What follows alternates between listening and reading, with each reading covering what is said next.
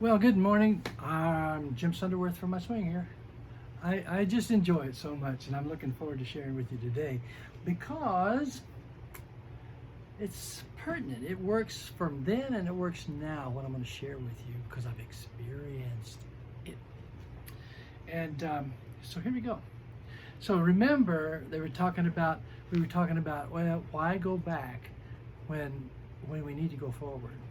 And here they had been so blessed, they'd been brought out, they'd been healed, and they had been made wealthy, and they were heading out. And then Pharaoh coming, and they got all discouraged. Now here's what happened after that. So shouldn't we just die in Egypt and die here? Then, and Moses said to the people, now here we go, we're in chapter 14, we're in the 13th verse, okay? Of Exodus. And of Exodus, yes. And thank you, my dear. She keeps me on track, and I'm so thankful. And Moses said to the people, do not be afraid.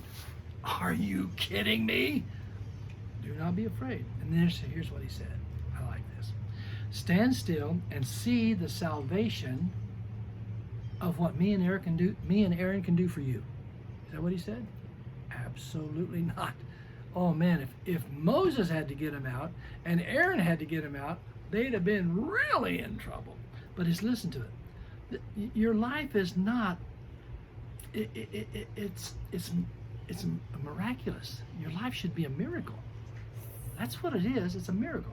Yeah, he takes messes and makes miracles out of them, but then from that moment on, each day and each time, it should continue to be a miracle. That's what sanctification is all about. God taking you from the miracles of how he prepares your heart, prepares your mind, gives you wisdom, know how to deal with life.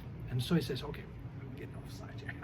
So stand still and see the salvation of the Lord. That's the key. God's salvation. God is the one, he's the author, which he will accomplish for you today. Not tomorrow, not a week from now, but today.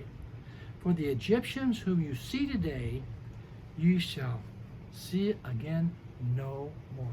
Never again will you see this problem.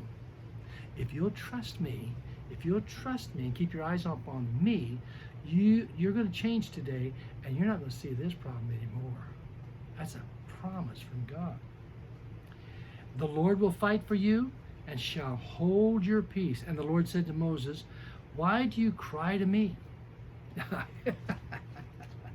Here they are, here Moses, I can just see this, and I've done this myself. In fact, Moses gets up and he says, be still and see the salvation of the Lord. Good preaching and good leaders always do that. And then somehow it kind of lends to the fact that he went around a big old rock and said, Lord, I need help. I need help. I need help. I need help. Have you ever done that?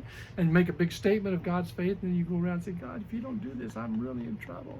I remember one time I was pastoring in a little church, and we needed finances and stuff, and so one God spoke to me and said, hey, we're just going to have a big auction. Everybody's going to bring stuff, and we're going to have an auction, and we're going to see if we can get down this debt. And so I'll never forget, I asked people to give, and they gave and gave and gave. And so we had a bunch of stuff out in this parking lot, excuse me, just full of, and a lot of it was a little bit junky, but there was some good stuff too, but it was a lot of it.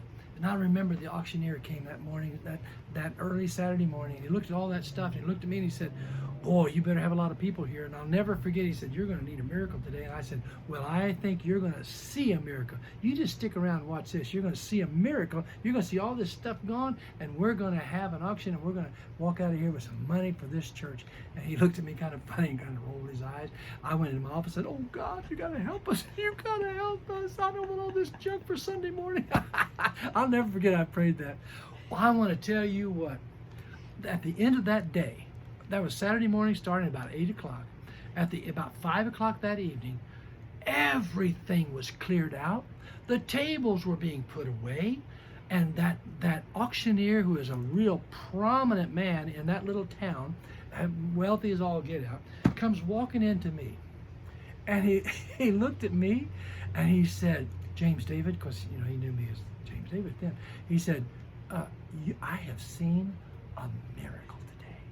I have seen a miracle today. I would, if you'd have told me at 8 o'clock this morning that stuff had been gone and you'd have, I think I had $12,000 or $15,000 in my pocket for the church, and we reduced that debt. And I looked at him, I said, sir, I said, how much do I owe you for this?